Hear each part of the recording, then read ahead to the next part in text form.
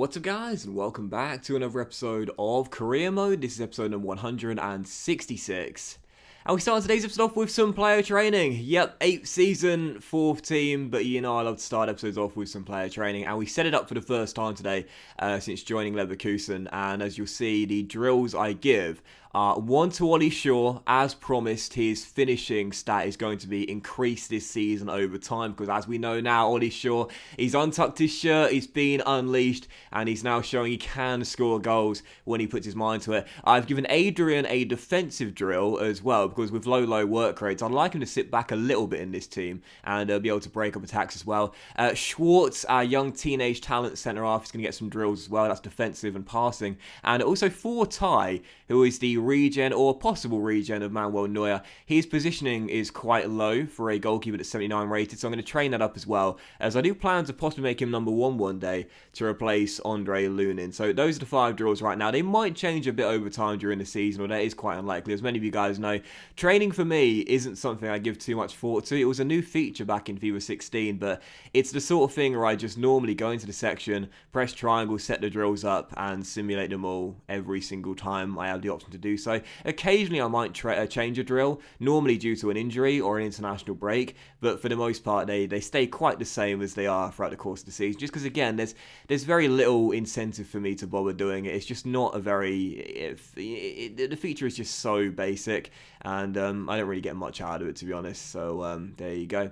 But still, heading into the first game of today's episode, you'll see the first 2 Bundesliga games today, including Borussia Dortmund away, and our first game is going to be our first game at the Bayer Arena. Our match day 1 opening fixture is going to be at home as we take on Augsburg, who last season only stayed in the Bundesliga, I believe, through a relegation playoff. So very excited for our first 2 games, taking on a title rival, and our first game in front of our home fans as well. Before the game, I took my pre-match presser, and the first question I was asked is whether we had the ability to handle the pressure this season and qualify for the Champions League.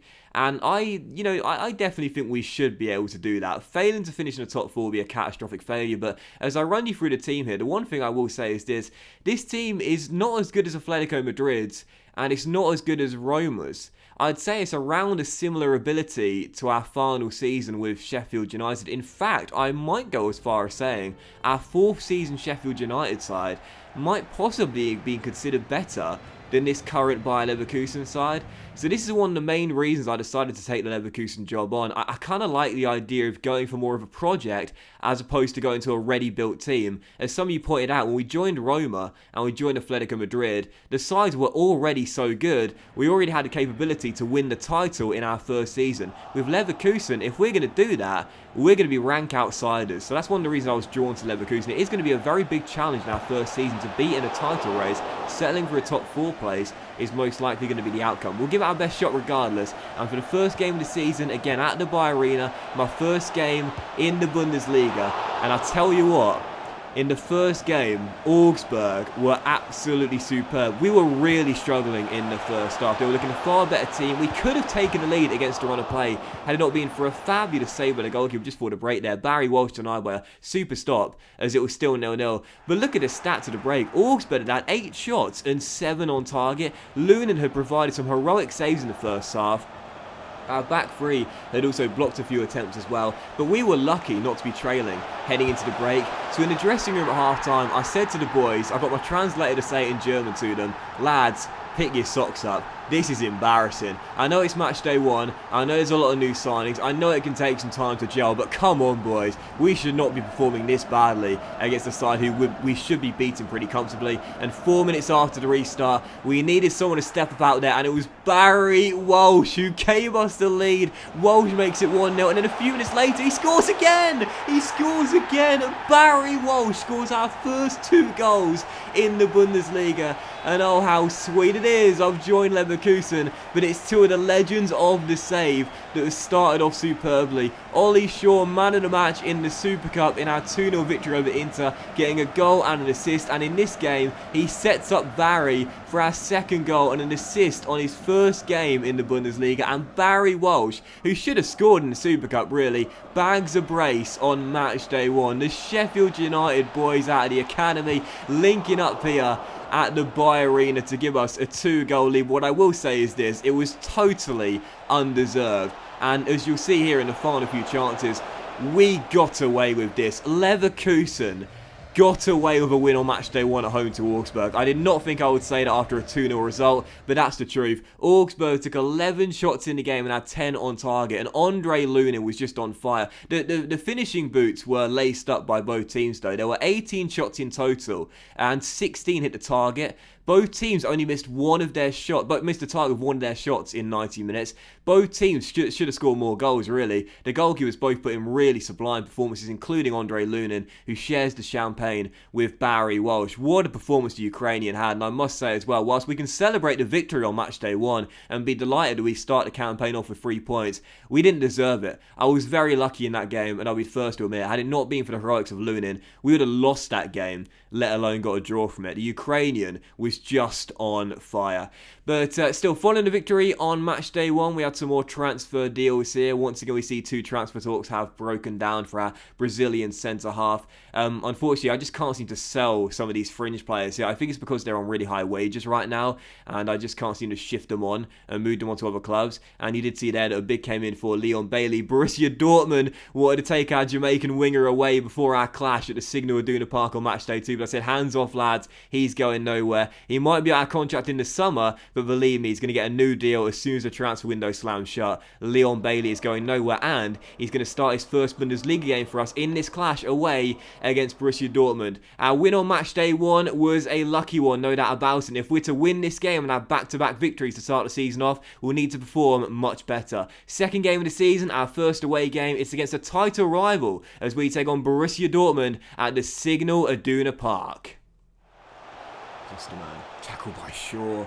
And even when he goes forward, he's good, but also at the back, that's his best skill. His defensive capabilities, and again, away he goes. Klosterman playing catch-up. He's got Barry with him, and he'll flick it back to Diego. Back to Barry. Oh, Barry.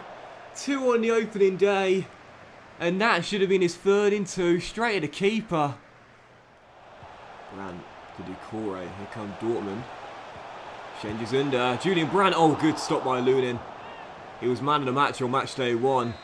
And he might well have to be tonight if we're to get away from this game with a clean sheet and another 3 points. Great save there. Still 0-0, but a very fast start to this game. Santi Mina just wide the post. No way this finishes 0-0.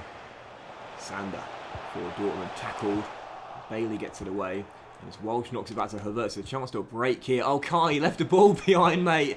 Left the ball behind. He would have been away there, but he couldn't get the ball out of his feet as Mera makes the tackle and we shall clear. This is a very open game, I must say. Both teams are playing very high lines and are pushed up really far. The potential for goals in this game is huge. Finishing so far just hasn't been there. Santi Mina is away and oh wow, what's happened there? Santi Mina has played it across and Emmanuel Ayer read it perfectly. Lunin came out to make him make his mind up. And Ayer was there with a clearance, stops a certain goal. Zunder finds Santi Mina inside the area, across the far post, and oh, Lunin, what a save! What a save! Oh, he can't save that one. Dortmund have got the lead, and I just saw Lunin fist the ground in frustration as Ducouré gives Borussia Dortmund the lead, and I'm not surprised he's angry because that was an extraordinary save. Leon headed it clear but back into open play, and Ducouré's header was inch perfect. You could have 2 Andre Lunins in goal for that one. Neither of them's getting close to it. Loops over the Ukrainian, in off the underside of the crossbar. Nothing and number 1 could do about that. Dortmund in front. What a header. Poor old Lunin provided so many heroic saves on match day 1 and a couple tonight as well, but nothing you could have done about that header there. As Dortmund do take the lead, someone was going to score at some point, and there it is, but we're going to get chances ourselves to equalise. Oh, Barry! Denied by the goalkeeper Strakosha, and Dortmund will clear. This has been a fantastic game. How there's only been 1 goal, I don't know. As Bailey wins it back. But I don't know where to go. I mean, towards the goal will be a start. Bailey. Havertz, shot blocked by Tar. And cleared. Come on.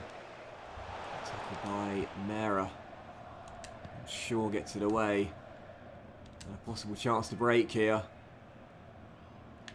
But yellow shirts get back in support.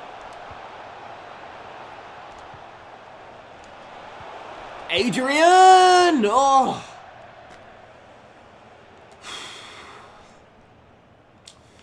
Creativity 100, finishing 0. So got to get the ball forward quickly now. One final chance perhaps. Aya to Timmy. This will be it. This. Oh no! Ugh. Chip it. Chip through balls are so accurate most of the time. Chip it and he's through. Well, match day 2 in the Bundesliga, we've already had a defeat. No shame in losing away to Signal Iduna Park, but Dortmund get the victory. We're not asked to win the title this season. That's the one thing I'll have to remind myself of. But that's a frustrating game. That loads of chances, but no goals. Such a weird game because it was so open, yet both teams lacked the clinical finish when it mattered most. Particularly Leverkusen, 4 shots, 3 on target, the same amount as Dortmund, but the finishing touch just wasn't there tonight. And this is where we are missing the injured Ivan Toney, because I know for sure he would have taken one of those chances. But man of the match, Ducore, no doubt about it, scored that sensational header to give the host the victory.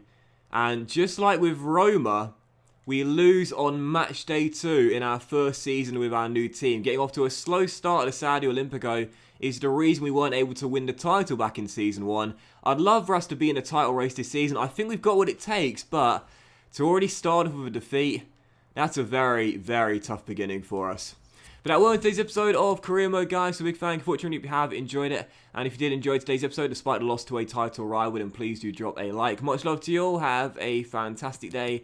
And I'll see you for the next episode of Career Mode featuring Transfer Deadline Day very soon.